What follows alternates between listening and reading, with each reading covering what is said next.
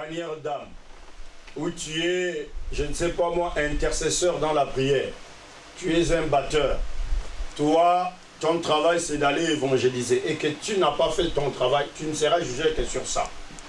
Parce que une matière qui n'a pas été donnée à l'école, si on vient te poser des questions dessus, tu peux bien te décider et dire, moi je ne connais pas ça, parce que je n'ai jamais, on n'a jamais appris ça. C'est comme si on est assis là et on appelle un frère, on lui dit, sors dehors, va me démarrer la voiture et va changer de parking. Vous donnez la clé à un frère ou à une sœur, par exemple. Je vais donner un exemple, Majesté n'a jamais conduit. Vous vous appelez, Sœur Majesté, viens. Et parce que c'est toi, la protocole, prends la clé, va déplacer la voiture, va garer là-bas. Et la sœur arrive là-bas, dès qu'elle démarre, la voiture va dans la clôture des gens là-bas, pas, et puis c'est fini. Et puis vous sortez, vous commencez à condamner la sœur. Non, pourquoi tu as fait ça? Tu as cassé la baraque d'autrui. Maintenant c'est un problème, on va payer maintenant la voiture, et on va payer les assurances. Je me dis, moi je n'ai jamais conduit.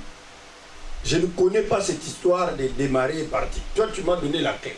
Je suis allé essayer. Et là où j'ai essayé, voilà, le résultat était là. Mais si elle a déjà conduit et qu'elle va faire une telle bêtise, en tout cas, ce serait impardonnable. Est-ce que vous me comprenez? Oui. C'est ça aussi. Dieu jugera chacun de nous de ce qu'il lui aura donné. Dieu jugera chacun de nous selon l'appel qu'il a donné à ta vie. Et si toi tu veux exécuter la parole de Dieu, marcher selon l'écriture, alors le royaume des cieux est ouvert pour toi. Mais si toi tu veux marcher à l'encontre de ce qui est déclaré, ça c'est très bien que la loi va te récupérer. Le Seigneur te jugera sévèrement et ton lieu c'est l'enfer. Parce que l'enfer on ne la négocie pas. On ne négocie pas l'enfer. Et dire voilà après peut-être la mort, on peut faire une messe de requiem où on peut déclarer des déclarations de pitié pour dire que ton âme repose en paix. Ça c'est toi qui dis. L'âme ne peut reposer en paix que si cette âme-là craint le Seigneur. C'est simple. Et l'âme qui ne craint pas le Seigneur ne repose pas en paix. Cette âme-là est dans le trouble, clair et net. Alors craignons le Seigneur et faisons sa volonté. Nous allons lire l'Écriture. Prenez le livre d'Actes chapitre 8 et lisons. Je sais qu'il y a beaucoup de gens qui sont allés au travail ce matin. Quelques-uns m'ont appelé pour s'excuser et d'autres, on sait que chaque dimanche ils travaillent un dimanche sur deux, donc ils ne pouvaient pas être là. Mais nous qui sommes là, cherchons le Seigneur parce que nous ne savons jamais. Actes chapitre 8.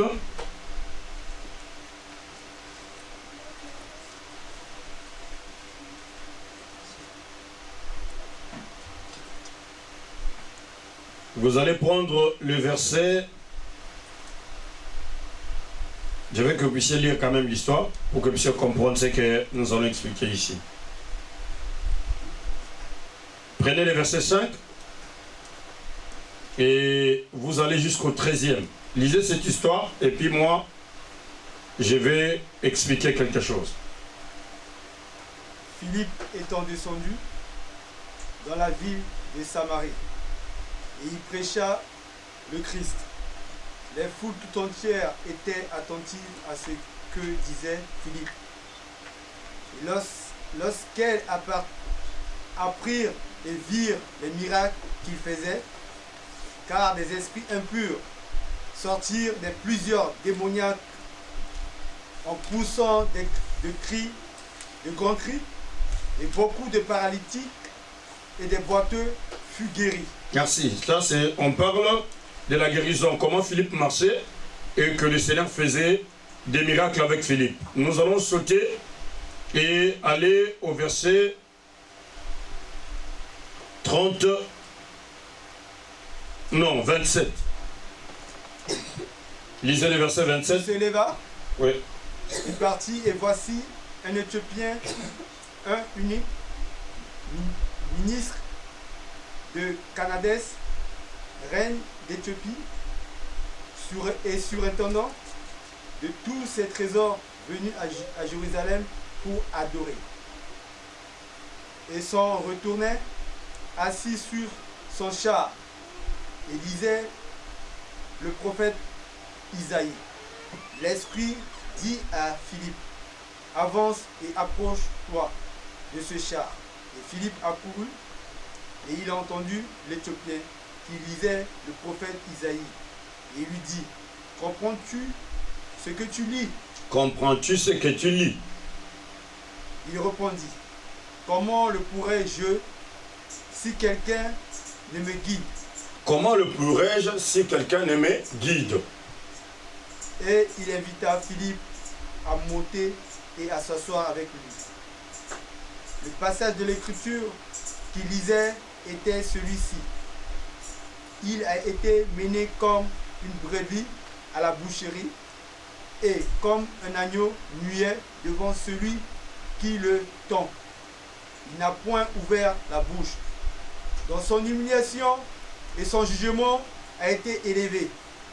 Et sa prospérité, sa postérité, qui la dépendra, car sa vie a été retranchée de la terre. Et l'unique dit à Philippe, je te prie, de qui le prophète parle-t-il ainsi? Est-ce de lui-même ou de quelque autre? Alors Philippe, ouvrant la bouche et commençant par ce passage, il lui annonçait la bonne nouvelle de Jésus. 36. Comme ils continuaient leur chemin, ils rencontrèrent de l'eau. Et l'unique dit, voici de l'eau. Qu'est-ce qui empêche que je sois baptisé? Philippe dit, si tu crois de tout ton cœur, si tu crois de tout ton cœur, cela est possible. Cela est possible. Et l'unique répondit, je crois, Jésus-Christ est le Fils de Dieu. Et il fit arrêter le char et Philippe et l'unique descendirent tous deux dans l'eau et Philippe baptisa l'unique. L'unique. Quand ils furent sortis de l'eau, l'Esprit du Seigneur enleva Philippe et l'unique ne le vit plus, tandis que, joyeux, il poursuivait sa route. Philippe se trouva devant Azote, d'où il alla jusqu'à Césarée, en évangélisant toutes les villes par lesquelles il passait. En évangélisant toutes les villes par lesquelles il passait. Donc Philippe ici évangélise. Il est en train d'évangéliser de ville en ville pour la gloire de notre Seigneur. Merci, on peut bien s'asseoir. Je sais que j'ai déjà prié pour l'écriture. Pourquoi j'ai pu lire cette histoire? C'est pour que nous puissions nous retrouver, pour que nous puissions avoir une idée de ce dont nous allons parler. La Bible dit ici que Philippe, qui était l'un des disciples de Jésus, et Philippe fit parmi les diacres. Ici, c'est un diacre qui est en train de faire le travail. La Bible dit qu'il prêchait. Il parlait de la part du Seigneur et les miracles s'est passé. Les démons sortaient des corps, les guérisons se passaient et même le boiteux marchait. Et pendant ce temps de travail, il était en train d'enseigner, en train de parler de Jésus partout où il passait. Il s'est avéré que l'Esprit de Dieu l'envoie vers Gaza. Gaza que vous connaissez tous, dont on est en train de parler dans les infos et tout ça. Il quittait vers Jérusalem, allant vers Gaza, et puis c'est Dieu qui l'a envoyé. C'est ce que la Bible dit. Que c'est l'Esprit de Dieu qui l'a poussé pour aller vers Gaza. Et pendant qu'il descendait, pendant qu'il marchait, il a vu quelqu'un. Cet homme était dans un char. Les chars aujourd'hui, c'est la voiture. Parce que dans le temps, il faut utiliser des chevaux. On doit atteler un char derrière. Et la personne qui voyage, il doit s'asseoir dans les chars. Et le cheval va servir de moteur. Comme ça, le cheval, pendant qu'il galope, les chars aussi, ces pneus sont en train de tourner et lui, il est assis derrière. C'est de là que plus tard, les gens vont comprendre, pour faire le moteur, mais le moteur, on l'exprime en chevaux vapeur. Donc, il y a des chevaux là-dedans, la capacité des cheval. Donc, ce n'est pas en vain qu'on appelle les chevaux vapeur. C'est pour cette raison-là. Donc, c'est les chevaux qui continuent à conduire, mais dans une capacité un peu plus. C'est là où les véhicules ont commencé. Maintenant, on parle d'un eunuque. Or, quand on dit eunuque, l'eunuque, c'est une personne qui était spéciale. Par exemple, dans le temps, quand on appelait un eunuque qui va garder, par exemple, les concubines ou les filles qui travaillent chez le roi, lui, c'est un responsable. Mais comme on l'appelle eunuque, gardien des femmes, l'eunuque qui est gardien des femmes, on devrait enlever de lui la virilité. On devrait lui enlever la masculinité. Pourquoi? Il ne devrait pas être un homme. Il est un homme, mais il ne devrait pas être ce que fait un homme. C'est pour protéger les femmes. Je ne vais pas y aller dedans. Mais je vais seulement te faire comprendre ce mot-là unique. Peut-être c'est pour la première fois que tu l'as entendu. Et ça peut déranger les cerveaux. Tu te dis, on parle d'eunuque, d'eunuque, eunuque. Eunuque, c'est quoi? Eunuque, c'était un haut responsable. Et ce haut responsable ici, on nous parle qu'il était responsable dans la maison de la reine d'Éthiopie. Et cet eunuque, c'est la reine d'Éthiopie s'appelait Candice. Lui faisait son travail. Mais malgré qu'il habitait l'Éthiopie, il s'est décidé de venir à Jérusalem. Mais il venait à Jérusalem pour quelle raison? C'est pour l'adoration. La Bible dit qu'il est venu adorer. Il a adoré. Il a fini son adoration. Maintenant, il devrait rentrer. Mais en rentrant, il a un esprit en lui. C'est la méditation. Il prend les livres d'Ésaïe, les prophètes. Il ouvre. Et il commence à lire. Maintenant, au lieu de lire tout doucement, il lisait à haute voix. Et son cheval était en train de partir. Et lui, dans la carrosse, bien assis, il lisait tout bonnement, comme ça. Et le cheval était en train de partir. Et il était là. Lui, il lisait. C'est comme si tu es dans une voiture, tu veux méditer. Tu prends ta Bible et tu commences à lire. C'est ce que lui faisait. Pendant qu'il lisait, l'Écriture dit que le Seigneur dit à Philippe, approche-toi. Maintenant, Philippe marche. Et Philippe s'approche non loin de cet homme. Et il écoutait l'homme en train de parler. L'homme en train de lire. Et Philippe profite. Il ouvre la bouche. Et il lit ceci. Comprends-tu ce que tu es en train de lire? L'Écriture dit ceci. Que la bonne nouvelle que nous avons reçue, nous devons la prêcher en toute occasion. Que ce soit des occasions favorables, comme des occasions défavorables. Ça veut dire que pour parler de Christ, on ne doit pas attendre que ce soit un temps favorable. Non, parce que nous sommes à tel lieu, maintenant je peux aborder des gens pour leur parler de Christ. Non. Non, mais parce qu'il fait nuit. Je ne peux pas approcher quelqu'un pour lui dire que Jésus-Christ l'aime. Non. En toute occasion, que ce soit une occasion favorable, que ce ne soit pas une occasion favorable, que ce soit dans un deuil, que ce soit au cimetière, que ce soit dans un magasin, si l'Esprit de Dieu te pousse à parler de Jésus à quelqu'un, approche-toi, ouvre la bouche et dis-lui ce que Dieu a déposé dans ton cœur. N'attends pas que tu commences tout d'abord par méditer. Qu'est-ce que je vais lui dire? Non. Vas-y. Comme l'Esprit t'envoie, il sait comment tu aborderas la chose. Et la personne sera sensible, il prendra ce que Dieu lui dit. J'ai trouvé et j'ai entendu pendant notre temps de la campagne d'évangélisation 2 personnes sont venues. Il y avait une Mundibou et une blanche qu'on a retrouvées où? Ici, à l'entrée de l'église. Et l'une des protocoles les a abordées. Elles sont arrivées en retard pendant qu'on finissait les cultes. Si je me trompe, ça devait être les samedis, je crois les vendredis. Mais pourquoi elles sont venues? Malgré qu'elles sont arrivées en retard, elles sont venues parce qu'elles ont ramassé un de nos pamphlets.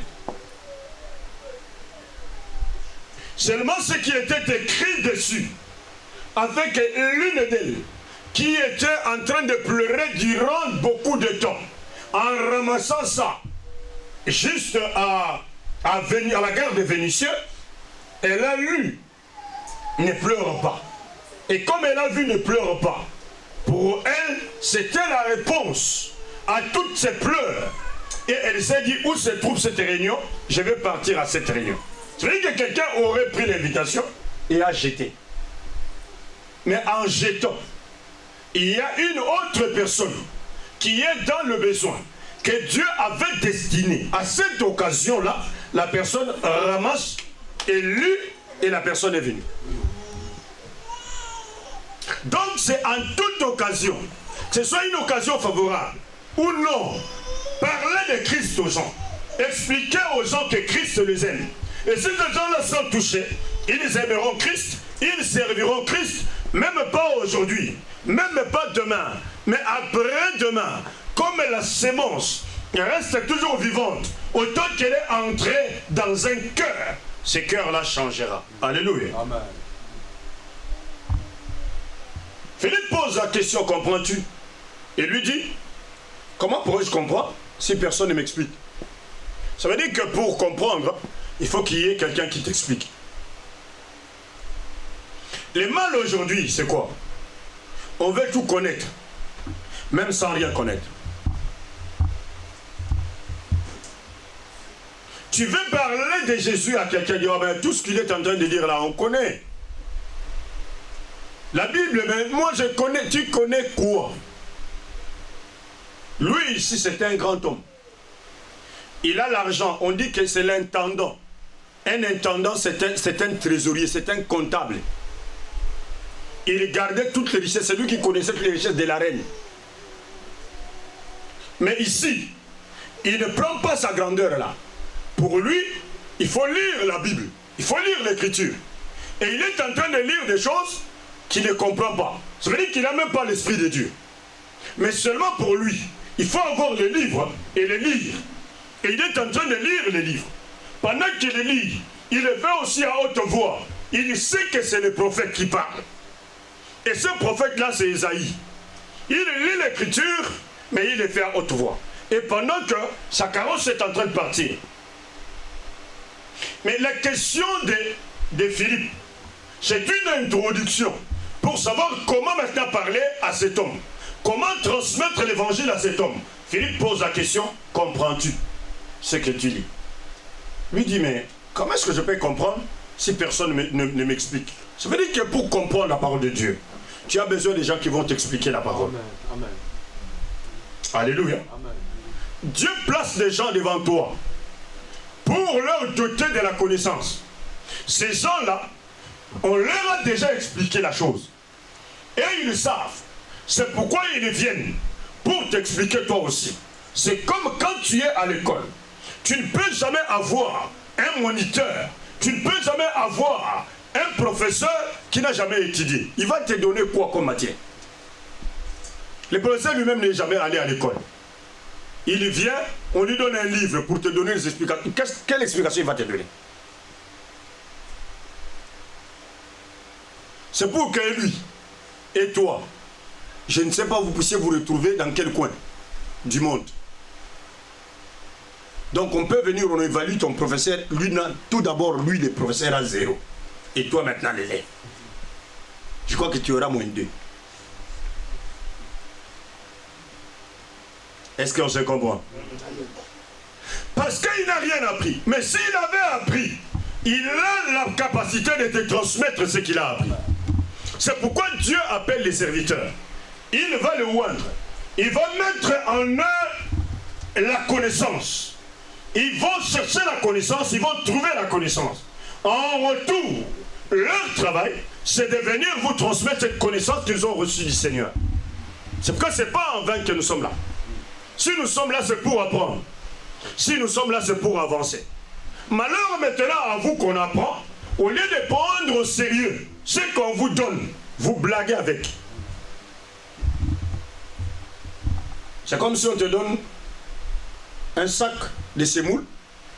On te dit comme vous avez fait à la maison, amène à la maison, ça va vous servir pendant 7 ans. Et toi tu arrives quelque part ici au parc, tu trouves les pigeons. Tu dis que les pigeons aussi mangent la semoule. Tu ouvres ce sac-là et tu commences à jeter la semoule par terre. Pendant que tu jettes ça par terre, tu remarques qu'un pigeon descend, il essaye de manger, il va boire l'eau. Tu dis, ah c'est intéressant, hein? Les pigeons mangent bien la semoule. Hein? Et tu commences à vider les sacs. Tu vides les sacs, pendant qu'à la maison, il y a tout le monde a faim. Et puis tu finis. Et quand tu finis, tu prends même ces sacs-là, tu mets dans la poubelle. Et puis tu rentres à la maison comme si de rien n'était. Et pourtant, on t'avait déjà fourni ce qu'il fallait. Mais tu rentres à la maison main vide. C'est comme ça beaucoup de chrétiens. Ils viennent, ils apprennent. On leur apprend la parole de Dieu. On leur apprend la crainte de Dieu. Mais quand ils sortent à cette porte-là, ce sont des païens qui n'ont jamais écouté la parole de Dieu.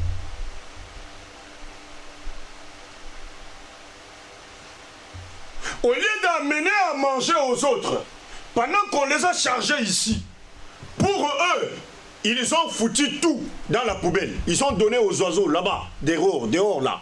Ils ont tout distribué et ils ont mis les sacs dans la poubelle. Ils partent vite. Donc ils arrivent, les gens ont faim autour d'eux. Ces gens-là ne peuvent pas se nourrir. Ces gens ont besoin de la parole de Dieu. Ils ne peuvent pas eux-mêmes transmettre la parole. Pourquoi? Parce qu'en eux, il n'y a aucune parole. C'est comme si tu t'es levé là un matin, tu arrives, tu vois un canard. Tu dis, ah, le canard, il est intéressant. Tu le prends. Il dit, ah, viens, tu prends le canard. Le canard va faire son bruit comme il fait, après il va se maîtriser. Et tu arrives quelque part, tu dis, ah, je sais que j'ai besoin aujourd'hui, c'est de laver les canards. Et puis tu l'amènes, tu mets un bassin d'eau, tu mets les canards dedans. Tu es en train de le regarder. Le canard va se laver, il aime bien l'eau. Il aime bien l'eau, le canard. Il descend dans l'eau, il va faire des exercices, tu dis, ah, c'est intéressant, et tout ça. Même au lac, quand tu vas, tu vois les canards, hein, ils vont faire tout le mouvement, ils descendent, ils sortent et tout, ils vont faire... Et puis à la fin, quand le canard sort de l'eau, il a fini de se laver. Lui, il ne va pas chercher un tissu pour enlever l'eau de son corps, non. Le canard n'a pas besoin de dire, ok, maintenant là je viens de me laver. Est-ce que vous pouvez me trouver, je ne sais pas moi,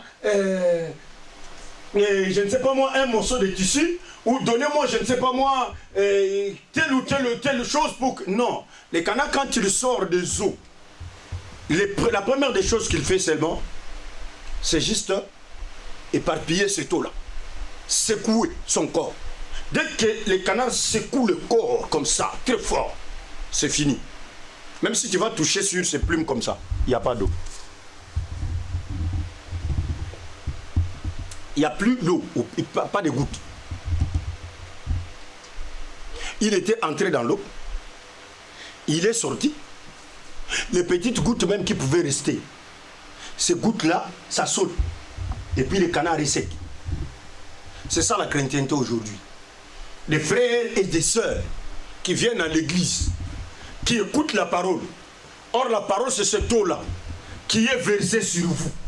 Mais après qu'on ait versé l'eau, on sort de cette porte-là, on secoue et l'eau tombe. Si on vous demande est-ce que vous êtes lavé, qui voit qu'il y a l'eau? Personne. Ça veut dire que vous n'êtes même pas pur. C'est l'impureté de grande envergure qui commence. Pourquoi? Parce qu'il n'y a pas de goutte d'eau sur vous. Or, cette goutte d'eau-là, c'est la parole. Est-ce qu'on ne vous explique pas la parole dans la profondeur? Est-ce qu'on ne vous donne pas ce qu'il faut? On vous l'explique. On vous le donne. Mais parfois, vous péchez, comme la Bible dit, sciemment. Devant le péché, tu ne veux pas résister. Devant le péché, tu ne veux pas t'écarter. Tu entres dans le gouffre, tu entres et tu fais comme le monde le fait. La Bible dit ceci. Il a écouté l'homme lui dire, est-ce que comprends-tu ce que tu dis? Et lui dit, j'ai besoin de quelqu'un pour m'expliquer. Malgré ma grandeur, malgré tout ce que j'ai fait, j'ai besoin que quelqu'un m'explique. Si vous m'expliquez, alors ça serait autre chose. Maintenant, c'est une permission pour Philippe d'entrer là où il était assis. C'était pour Philippe l'effet de faire et que lui dise oui. Parce que cette introduction-là a aidé Philippe à s'approcher. Maintenant, il dit monte. Et Philippe monte. Maintenant, Philippe entre. Pendant que Philippe est assis, Philippe l'écoute lire. Il est en train de continuer à le faire à haute voix. Et Philippe est en train d'écouter. À la fin, il pose la question à Philippe. De qui le prophète est-il en train de parler ici? Il connaît que c'est Ésaïe qui est en train de parler. Mais Ésaïe ici, il parle de qui? De lui-même ou de quelqu'un d'autre?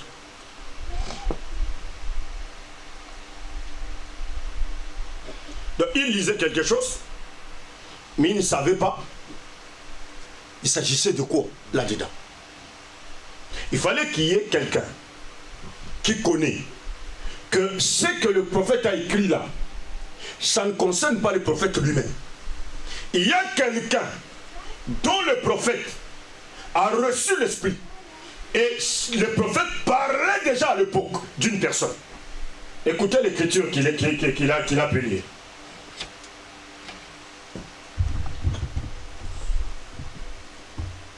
La Bible dit ceci.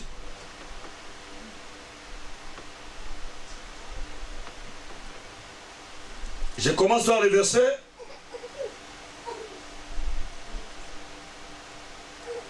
31. Il répondit, comment pourrais-je, si quelqu'un ne me guide? Et il invita Philippe à monter et à s'asseoir avec lui. Philippe a eu cette occasion de poser une question. Et cette occasion-là, de poser la question, amène Philippe à entrer et à s'asseoir à côté de ce grand homme. Maintenant, l'homme continue à lire. Les passages de l'écriture qu'il lisait étaient: celui-ci, il a été mené comme une brebis à la boucherie, et comme un agneau muet devant celui qui le tombe. Il n'a point ouvert la bouche. Dans son humiliation, son jugement a été levé, et sa postérité, qui la dépeindra? Sa vie a été retranchée de la terre. Et l'eunuque dit à Philippe, je t'ai pris, de qui le prophète parle-t-il ainsi? Est-ce de lui-même ou de quelqu'un autre? Alors Philippe ouvra la bouche et commençant par ces passages, lui annonça la bonne nouvelle de Jésus. Amen. Amen. Il parlait d'un agneau qui a été mené à la boucherie. C'est ce qu'il disait. C'est comme un agneau qu'on est en train de tondre, une brebis qu'on tombe. Pendant qu'on est en train d'enlever ce poil, il ne parle pas. On est en train de le tondre. Il n'a aucune réaction. Il ne faisait aucune réaction. On l'a amené comme dans une boucherie. Donc on l'a mené pour le tuer. Il n'a même pas parlé. Maintenant, quand il lit, il finit. Il pose la question. Il dit, de qui le prophète est-il en train de parler? De lui-même ou de quelqu'un d'autre? Or ici, l'homme de Dieu comprend que cet homme est en train de lire la passion de Christ. Il est en train de lire comment Christ a souffert. Il est en train de lire comment Christ a versé le sang. Il est en train de lire comment on a même enlevé la barbe, arraché la barbe à Christ. Parce qu'on l'avait tondu. Or, ce qu'on tond, c'est qu'on enlève le poil. Or, Jésus, on l'a même enlevé ce poil de sa barbe. On lui a arraché la barbe. On l'a menacé. Pourquoi on a menacé Jésus? c'est pour qu'il verse finalement le sang. Mais pourquoi Jésus a-t-il versé le sang? Il a versé le sang pour ton salut, pour mon salut. Alors là, c'était l'histoire du salut. C'était l'histoire de la repentance. Parce que l'homme doit se repentir à cause des meurtrissures de Jésus.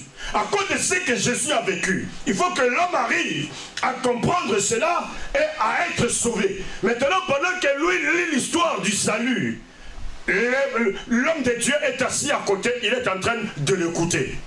Et de là, la Bible dit, il a profité. Il lui a prêché la bonne nouvelle. Alléluia. Combien de fois as-tu tiré profit de prêcher la bonne nouvelle aux autres? Combien de fois t'es-tu levé pour dire aux autres ce qui concerne le salut et ce qui concerne leur bonheur ou leur bien? Combien de fois t'es-tu trouvé auprès des gens que tu n'as pas eu le courage de leur dire que Jésus-Christ les aime et que Jésus est mort pour leur salut? Combien de fois où on a prêché la parole de Dieu, où toi en retour, tu as vu les gens marcher dans le désordre, dans la saleté, sans avoir le courage de leur dire que vous devez vous repentir. Parce que concernant la repentance, je vous dirais, tout doucement et tout bonnement, lève-toi ça. Lève-toi.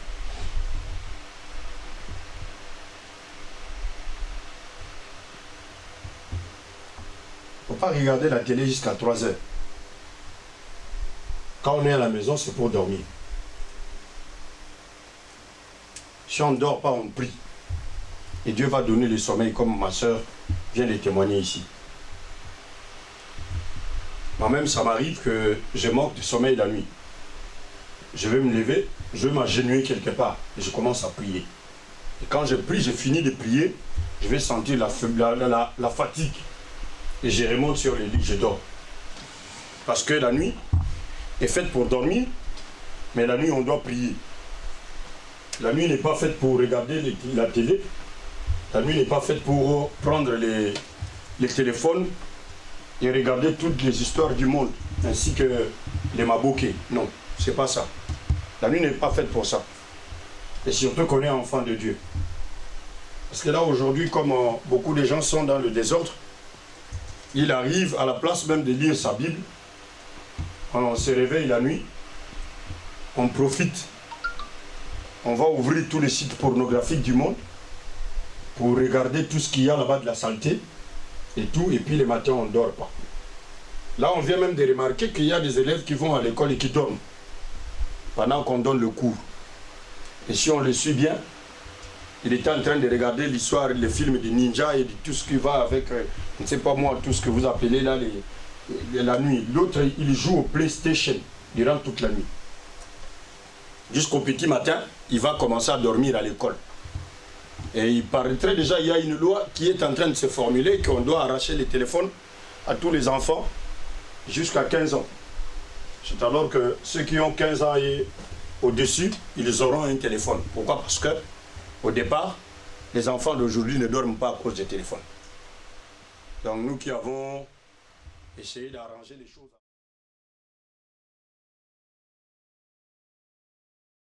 Avant que ça commence à s'empirer, que Dieu soit loué, parce que j'ai été inspiré. C'est maintenant que les autres commencent à comprendre. Mais moi j'avais compris ça avant. J'avais compris ça avant. Demandez à frère Melchi, il a eu son téléphone à quel âge? Il va vous dire. Alléluia. Amen. Il y a d'autres choses, nous vivons en avance. Et ceux qui ne comprennent pas, c'est leur affaire. Alléluia. Amen. Intéressez-vous à ce qui vous amène au salut. Ça va plus vous aider. Même la Bible telle qu'elle est là, elle est écrite. Quand tu as les livres comme ça, tu t'assieds et que tu lis pendant longtemps, tu vas sentir le sommeil, il va venir. Rentre, va dormir. Mais pas les téléphones parce qu'il y a la lumière bleue là-dedans. Et cette lumière-là, ça va rajouter des insomnies. Prends seulement ta Bible, assis-toi, commence à lire. Parce que là, tu ne vas pas voir la pornographie. Et tu ne vas pas voir l'histoire de cette maman-là en Allemagne qui a fait ceci ou cela. Non, on n'a pas besoin de ça pour notre bonheur. Amen. Parce que ce qui est solo, après le solo, ça va faire quoi chez toi? Tu vas commencer à raconter ça. Au lieu de raconter Jésus, tu te racontes les masolo. Il y a une maman qui a tué, qui a fait ceci. Il y a une maman qui a fait... Qu'est-ce que tu gagnes en ça? Qui sont mis son giga. Des ordres, gars. Il faut être sérieux. Hein? Amen. Amen. L'État est au sérieux. Il a compris l'évangile. Il saisit l'évangile. Pendant qu'il écoute, il a compris. L'homme de Dieu lui explique que c'est pour notre salut. Cet homme-là dont on parle, ce n'est pas les prophètes. L'Ésaïe n'a fait qu'écrire à propos d'un homme. Cet homme s'appelle Jésus.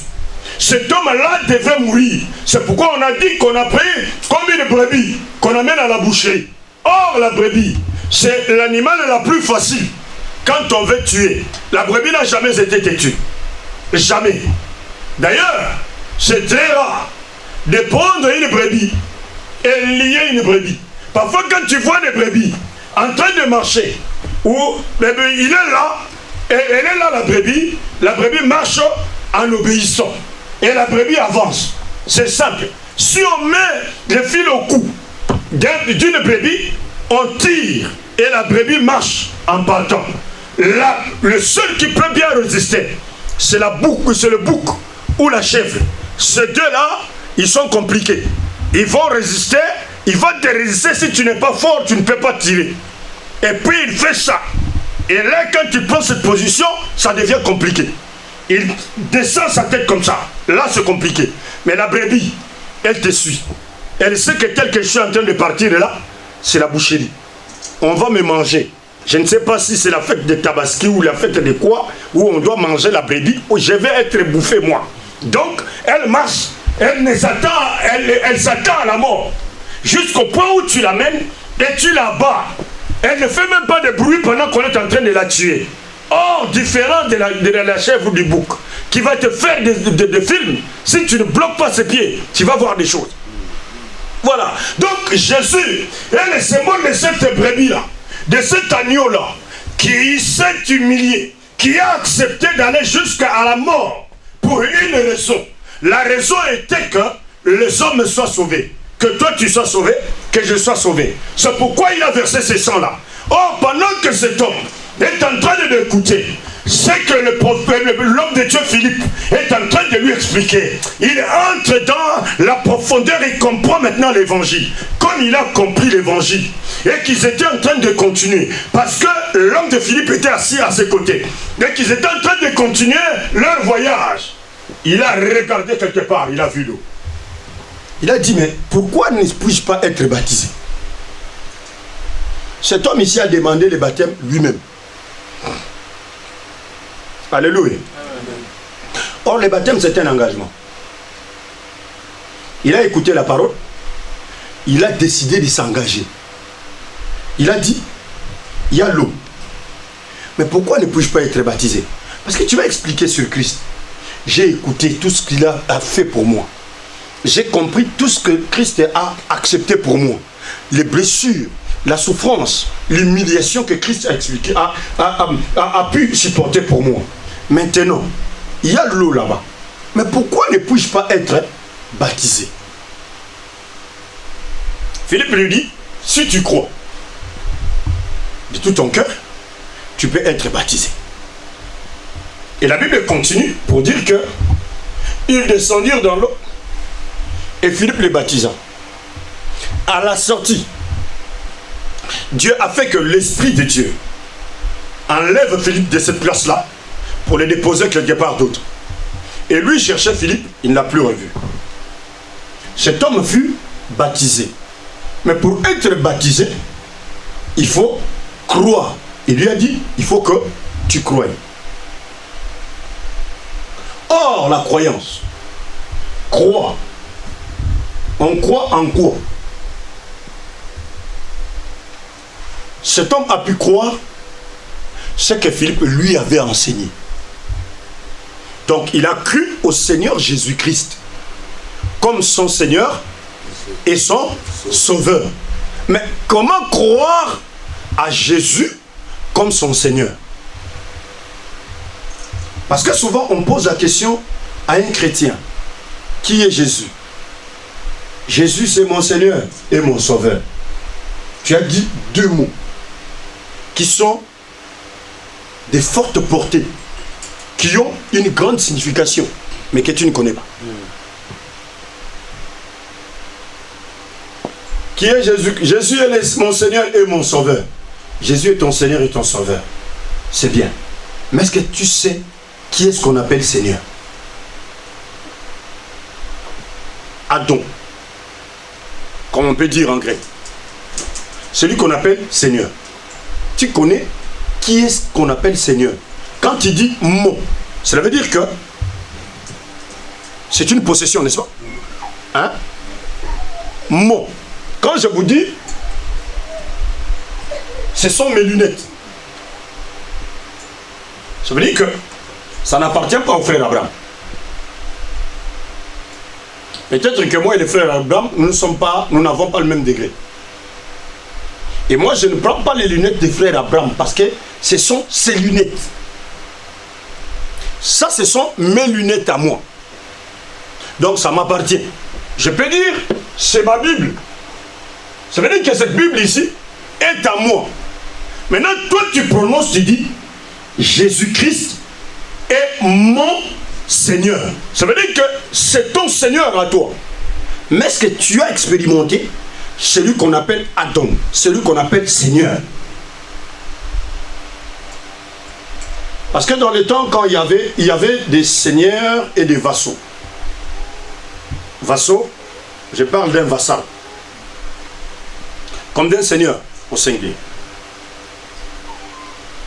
Il y a un seigneur, il y a un vassal. Ça veut dire que les vassals, c'est le travailleur du seigneur. C'est comme si il y a un patron, il y a un domestique. Quand le patron appelle son travailleur, le travailleur dit toujours patron. Et ce que le patron demande au travailleur, le travailleur doit faire quoi? Il doit l'exécuter. Le patron, c'est lui le seigneur dans le temps. On ne disait pas patron. On disait seigneur. Lisez dans la Bible. Quand quelqu'un appelait son travailleur, le travailleur s'approchait et lui disait mon Seigneur. Tout d'abord, il faut faire le signe de respect. On arrivait devant son patron, on disait mon Seigneur. Pendant qu'on fait ça, mon Seigneur, on se lève, on doit écouter maintenant qu'est-ce que le Seigneur veut t'envoyer faire. C'est alors que le Seigneur te communiquait ce qu'il avait. Et toi, tu bougeais pour aller exécuter ce que le Seigneur t'avait demandé de faire. J'ai aimé une femme dans la Bible.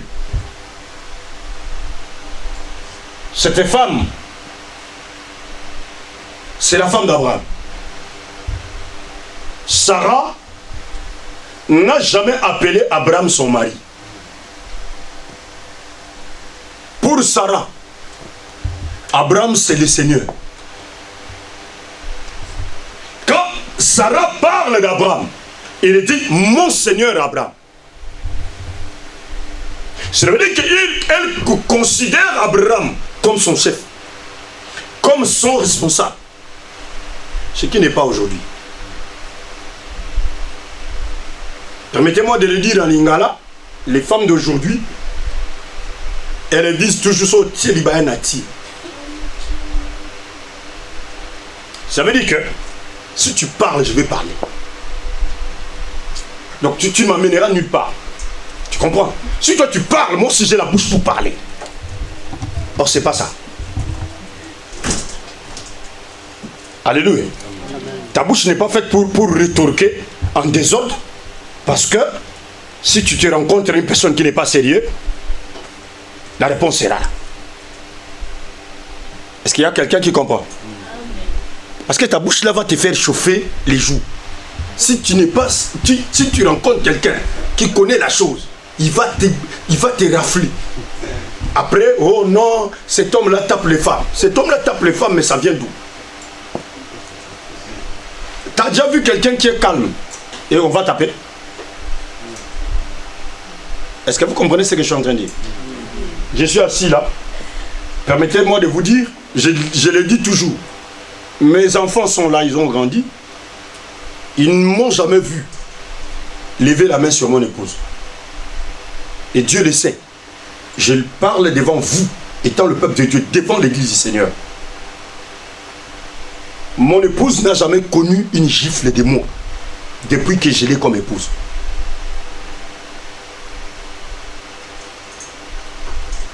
Est-ce que vous comprenez ce que j'ai dit? On n'a pas commencé hier. Hein? Vous comprenez? On n'a pas commencé hier. Pourquoi?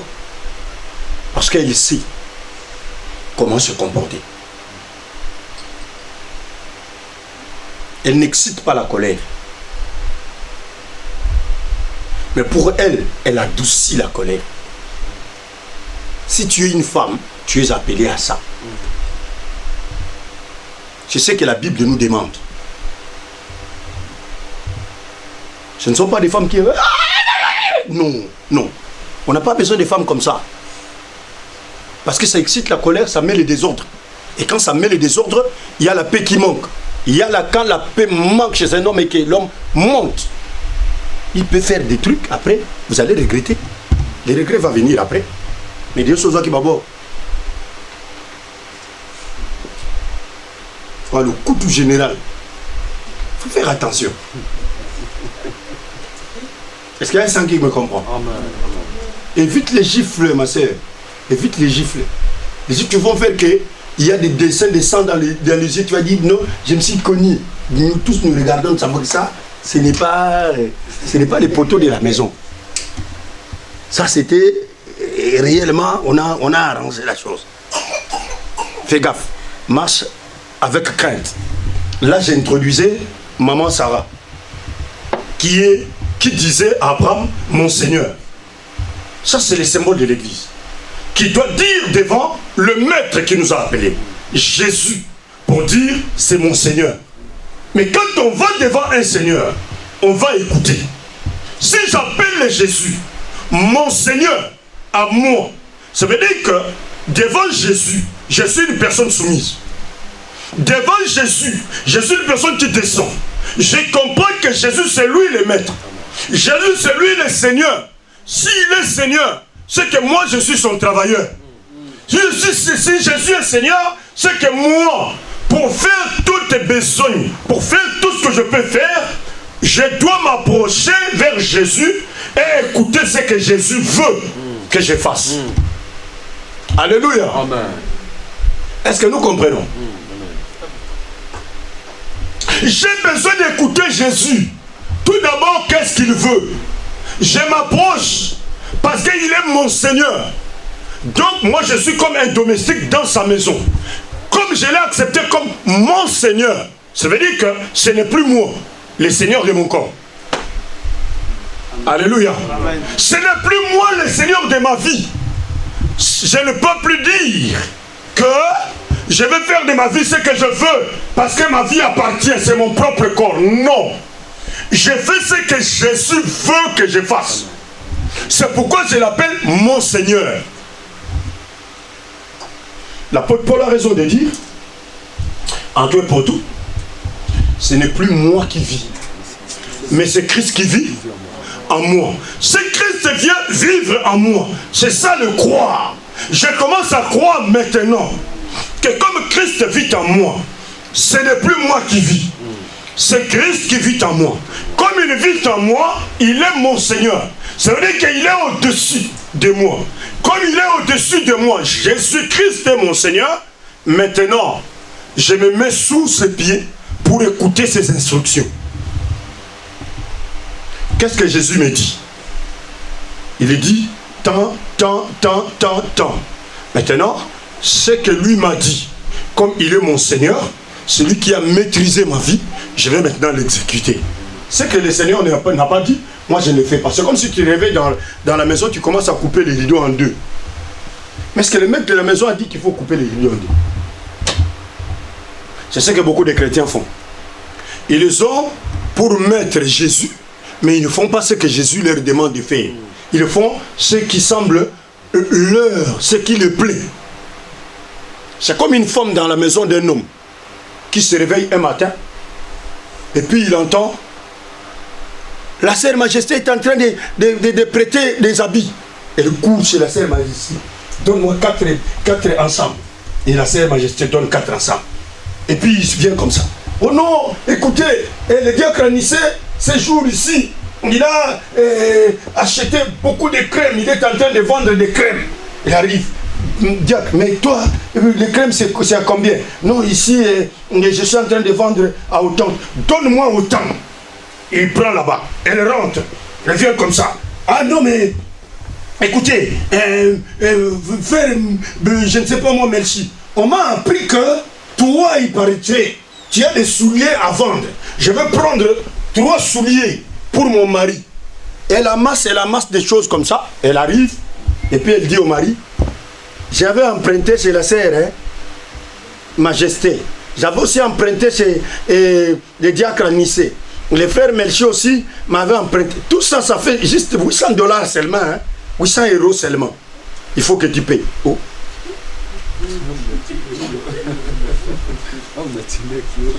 Oh.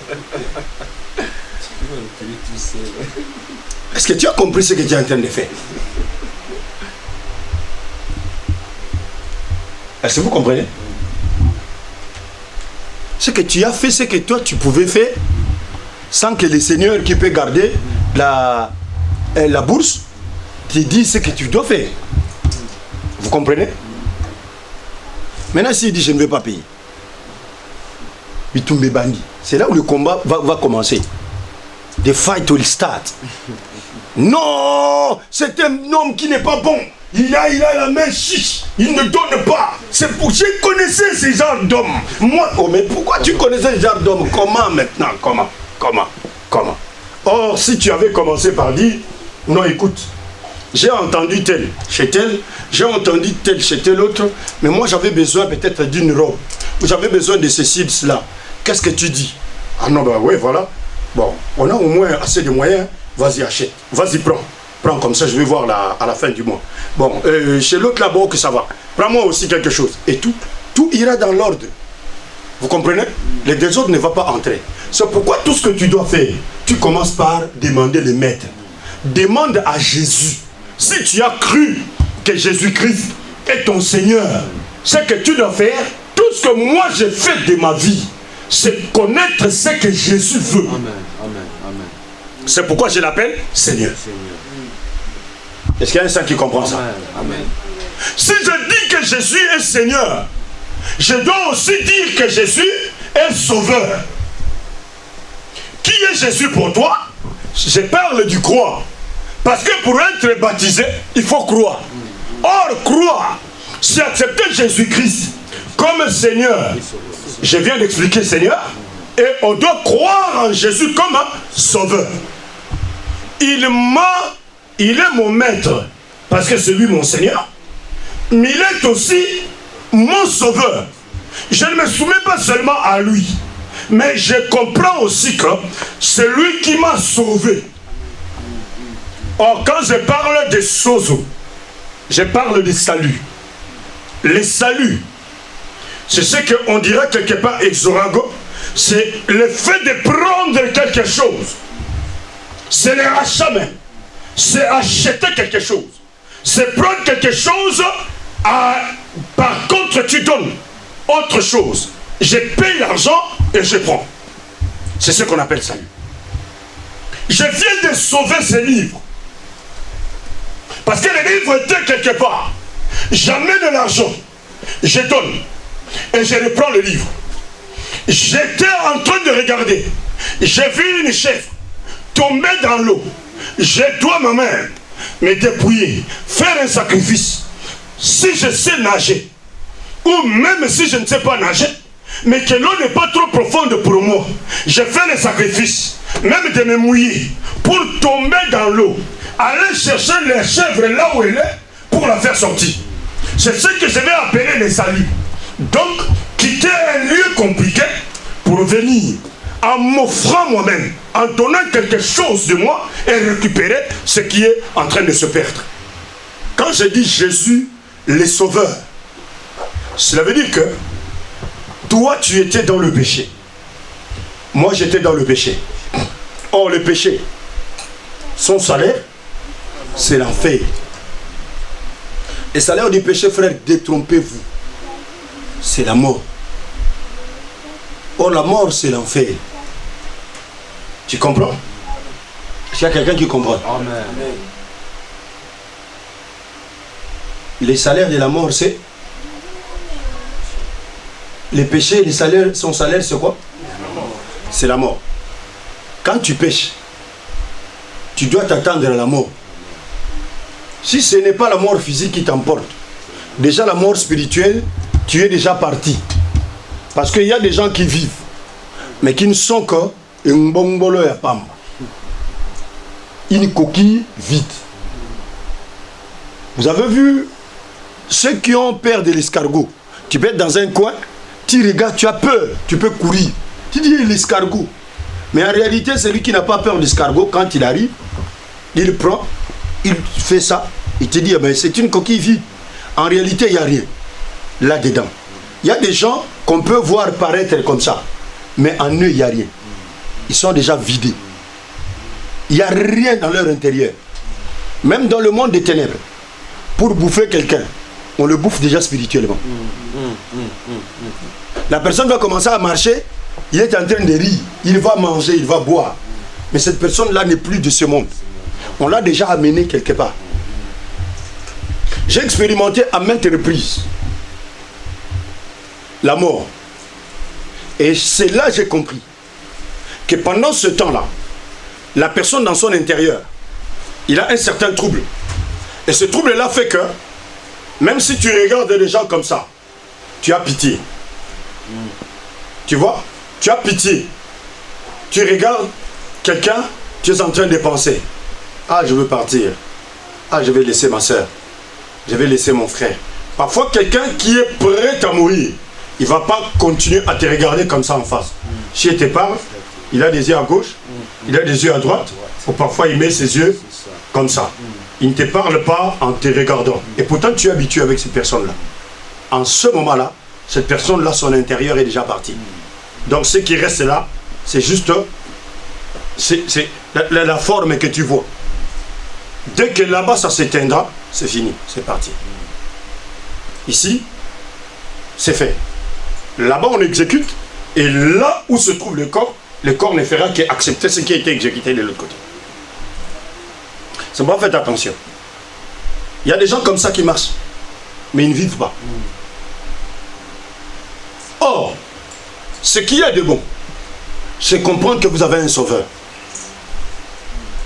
Ne vous laissez pas à être sanctionné par le péché que vous faites. Ce que j'aime, Dieu donne un temps à l'homme.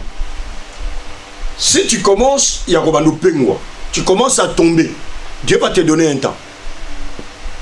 Ce temps-là, c'est la grâce que tu as de faire comme l'enfant prodigue, de retourner. Mais si toi tu te trouves que je peux encore faire les têtus et faire ce que je veux, tu peux continuer, mais il faut savoir que tout ce qui est temps a un épuisement. Ça va? 1 heure s'épuise, 2 heures peuvent s'épuiser. Ça veut dire que si il te reste un temps, tu marches pendant ce temps-là, au lieu de retourner, tu ne veux pas retourner, tu veux continuer, tu arriveras au bout du temps. Et quand tu arrives au bout du temps, il faut qu'on sonne la trompette. Et puis on donne la date de décès. Je sais que beaucoup de gens ne comprennent pas. Ici, je vais t'expliquer que il faut dire que Jésus est ton sauveur. Ça veut dire que quand tu parles de Jésus, qu'il est mon sauveur, tu as cru que Jésus est ton sauveur, ça veut dire que Jésus t'a sauvé du péché. Il t'a enlevé de la main du diable pour t'amener vers son royaume. Tu acceptes que Jésus a réellement fait un travail sur la croix en te prenant du mal où tu étais pour devenir un enfant de Dieu. Parce que c'est lui qui est sauvé. C'est qu'il était en danger quelque part. Le diable allait te faire tout ce qu'il voulait. Mais Dieu a voulu te sauver. Or, le salut, c'est ce fait-là que Jésus vient. Il te prend en cette place-là. En échange, c'est son sang qui parle. Alléluia. C'est ça le salaire qu'il paye. Parce que celui qui veut aller sauver, il doit donner quelque chose. Et Dieu a tant aimé le monde qu'il a donné son fils. Le fils a été donné pour que quiconque croit ne périsse point, mais qu'il soit sauvé. Donc pour expérimenter le salut, il y a Jésus qui a accepté de donner sa vie. Comme Jésus s'est donné lui-même, il a versé son sang. Maintenant, tu es appelé sauvé. Et si tu es sauvé, tu diras, Jésus est mon Seigneur et mon Sauveur.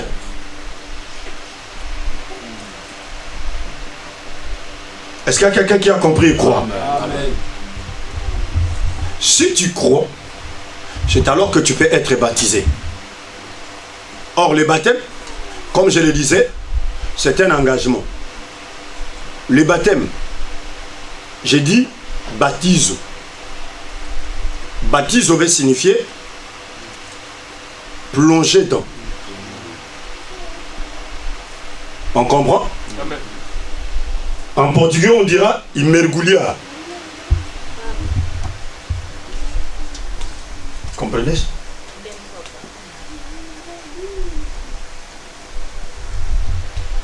Prendre et plonger. Le baptême veut signifier kozindisa. Est-ce qu'on comprend ça?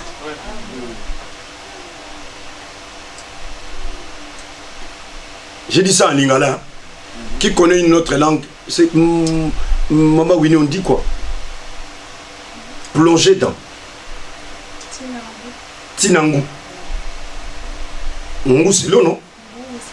Ngu c'est là. Voilà. Quand on dit Tinangu, donc on a plongé, on a mis dans le ngou, on a fait entrer dans le ngou. Ma sœur, on dit quoi? Tablana.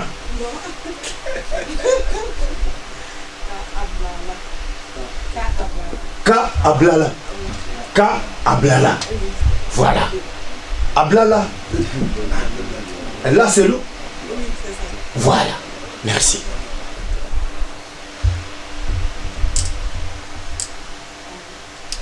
Il y a quelqu'un qui connaît une autre langue.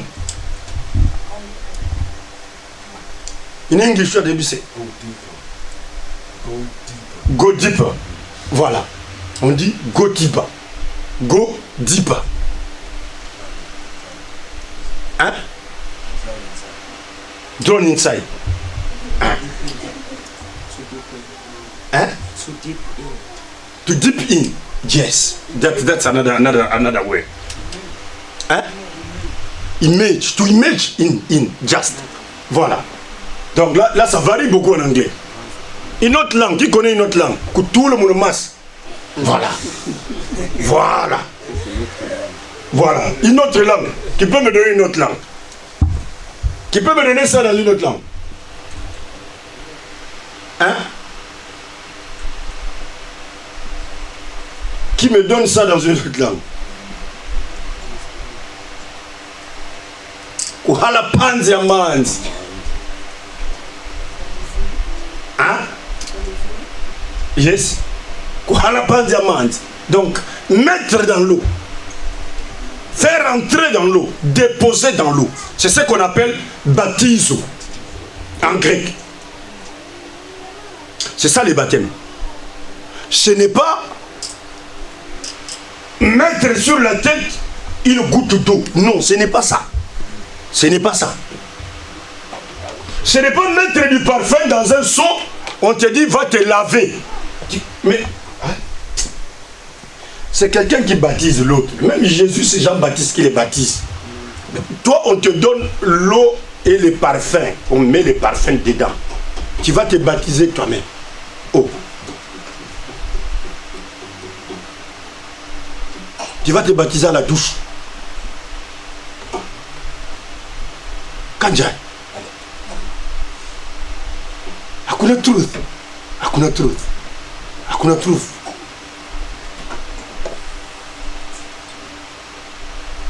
Se plonger dans l'eau. C'est ce qu'on appelle baptême. Or, le baptême, c'est un engagement. Et il est sacré. Le problème qu'il y a aujourd'hui, il y a des gens à qui on pose la question. As-tu été baptisé? Il dit, j'ai été baptisé. Mais en réalité, jamais il n'a eu un engagement. Or, l'Écriture dit qu'on ne doit pas prendre ce qui est sacré et jouer avec. Un engagement sacré reste sacré. Quelqu'un qui a été baptisé, qui continue à se prostituer, c'est qui n'a pas été baptisé. Il a fait semblant de se baptiser, mais il n'a pas compris ce qu'on appelle baptême.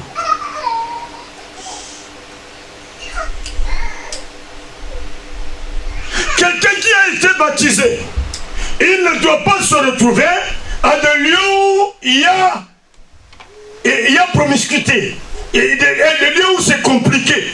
Il ne doit pas se retrouver là-bas, parce que déjà le baptême parle en lui. Il s'est dit, j'ai pris un engagement solennel à Christ, de servir Christ. Ça veut dire que comme je prends un engagement, je reste assidu à servir Dieu. Je reste assidu à être présent devant le Seigneur. Ce qui ne concerne pas le Seigneur ne me concerne pas. Alléluia.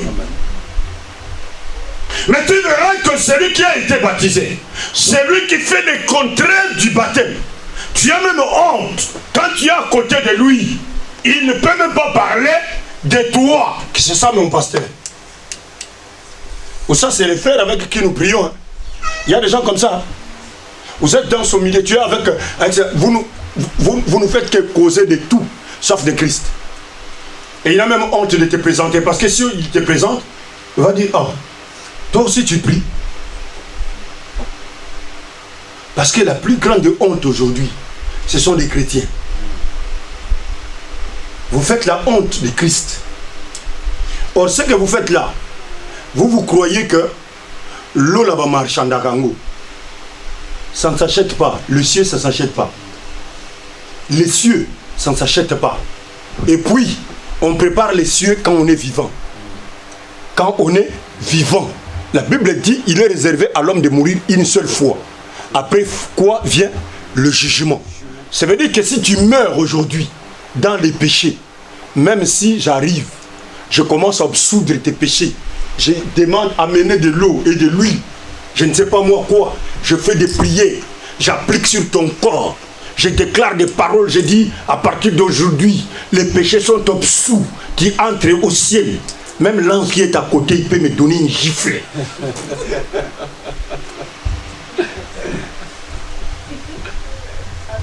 Il va me dire, tout ce temps ici, que je t'ai appris à enseigner la parole de Dieu, c'est ce que tu connais.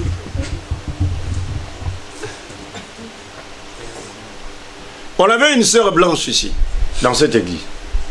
Quand on était encore de l'autre côté. Non, on en a encore eu une qui était jeune là, qui est partie. Mais il y a eu un moment qu'il y avait même des enfants métis, hein, qui venaient de l'autre côté. Hein. Les jours où sa tante est décédée, elle m'appelle au téléphone. Elle a prié pendant des temps. Moi, je l'ai trouvée déjà, non, elle était déjà dans la... Et puis, elle m'appelle au téléphone. Elle me dit, pasteur, je sais que tu n'auras pas le temps pour aller, parce que le village où ma tante est décédée, c'est un village très loin. Je sais que tu ne seras pas à l'enterrement, mais prie pour que ma tante entre au ciel. Elle dit, maman, j'ai souri, elle m'a dit, oui, maman, ça va, ça va. Bon, que Dieu te garde, qui te donne la paix du cœur. J'ai déposé le téléphone. J'ai dit, si je savais, je ne devais même pas écouter un tel message. Quelle prière je vais faire? Moi, je vais faire quelle prière? Quelle prière? Parce que le ciel dépend de moi. Est-ce que de l'autre côté, ça dépend de moi? Mais comment vous voulez que moi je fasse entrer les gens au ciel? Pour entrer au ciel, c'est ce que je suis en train de vous expliquer là. Il faut vous repentir. Toi, tu ne t'es pas repenti. Moi, je ne connais pas ce que tu vivais. Je ne connais pas ce que tu étais. Maintenant, je vais dire à Dieu, Seigneur, ouvre les ciels pour que cette femme-là entre. Et, oh. Vous me comprenez bien? Vous croyez que l'histoire des ciels, c'est une blague, hein? C'est pas une blague, hein? C'est pourquoi le Seigneur dit ceci. Ce sont les violents qui s'en emparent. Toi-même, tu ne te fais pas violence. Tout ce qui est péché, tu vis dans le péché. Le mal, tu vis là-dedans. Tu es plongé même dans les mal. Toi, les mal, tu laves comme l'eau. Tu manges les mal. Tu parles mal. Tu t'habilles mal. Tu fais tout mal. Et ce jour-là, tu attends entrer au ciel. Moi, je gêne. Je prie. Je me conserve. Hein? Il y a des tentations devant moi comme ça. Je ne me laisse pas tomber là-dedans. Et puis ce jour-là, tu écoutes une chose nazie.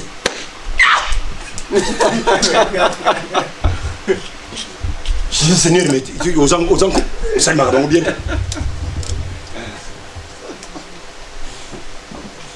Est-ce qu'il y a quelqu'un qui comprend ça?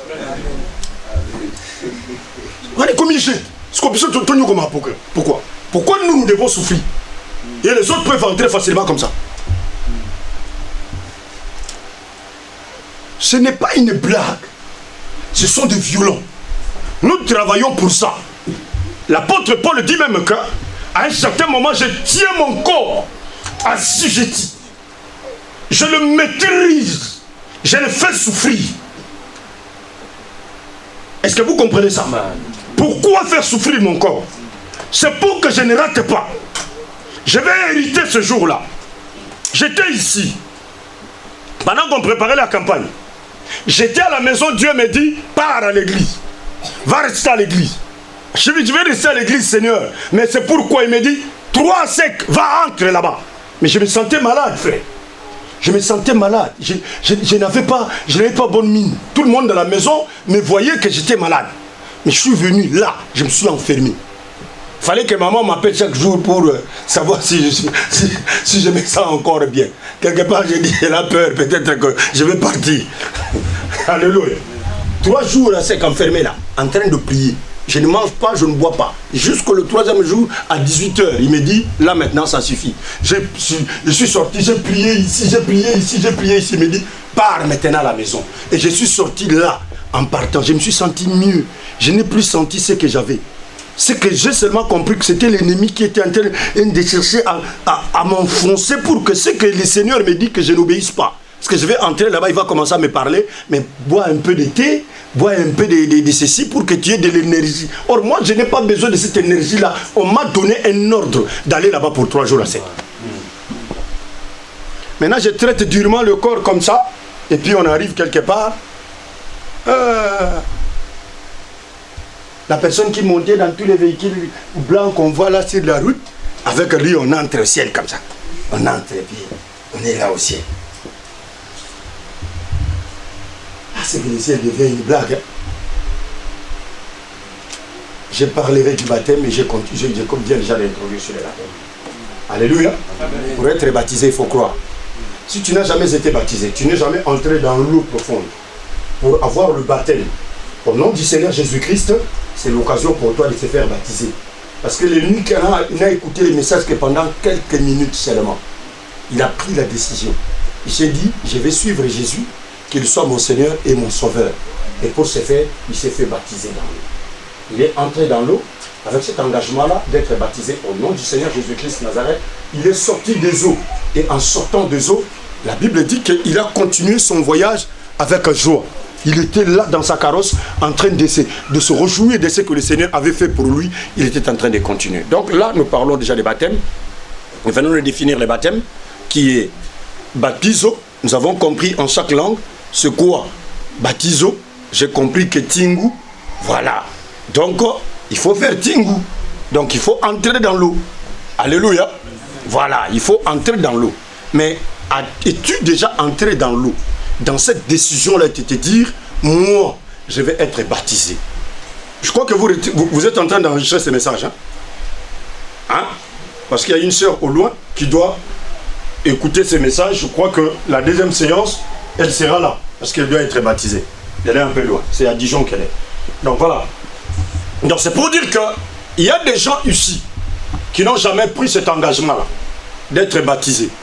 Et ces gens-là doivent être baptisés au nom du Seigneur Jésus-Christ de Nazareth pour le salut de leurs âmes. Là, nous venons d'introduire sur les baptêmes. Si le roi nous fait grâce, il nous prête vie. Et que nous arrivions le dimanche prochain, nous allons continuer sur l'enseignement sur les baptêmes.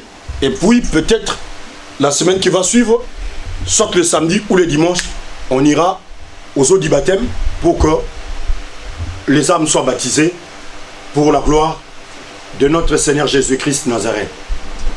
Amen. Amen. Sœur Rebecca, tu te souviens de la date de ton baptême? C'était quand? «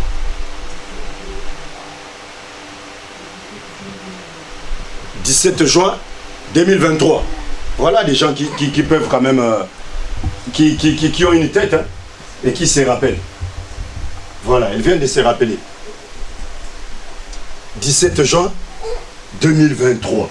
Elle se rappelle qu'elle a été baptisée ce jour-là. Mais il y a beaucoup de gens qui demandent la date de son baptême. Aucune idée.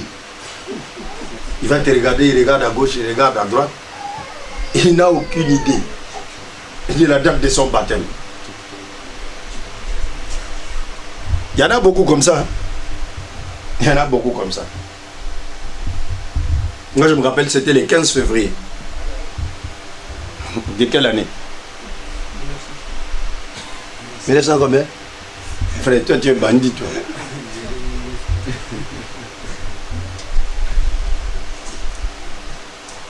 « 1992. Ça fait combien d'années?